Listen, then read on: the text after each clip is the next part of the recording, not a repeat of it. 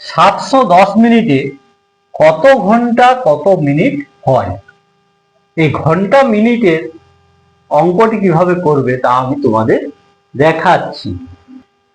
710 minute সমান কত ঘন্টা? 1 ঘন্টা সমান কত মিনিট? 1 ঘন্টা সমান হচ্ছে 60 মিনিট। তাহলে মিনিটকে আমরা যদি ঘন্টায় প্রকাশ করি তাহলে মিনিটকে আমরা 60 দিয়ে ভাগ করব। তাহলে এখানে আমরা 710 মিনিটকে প্রথমে 60 দিয়ে ভাগ করি। তাহলে ভাগ করলে আমরা ঘন্টা পাবো।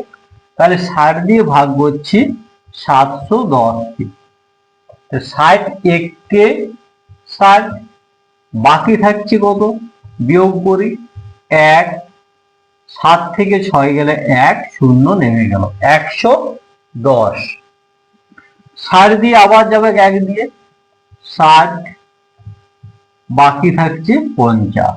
তাহলে আমরা ভাগ করে যেটা পেলাম ভাগফল, সেই ভাগফলটা হচ্ছে ঘন্টা, এবং ভাগশেষ যেটা থাকলো সেটা আমাদের ছিল কিসে? মিনিটে। তাহলে ভাগশেষটা হচ্ছে আমাদের মিনিট।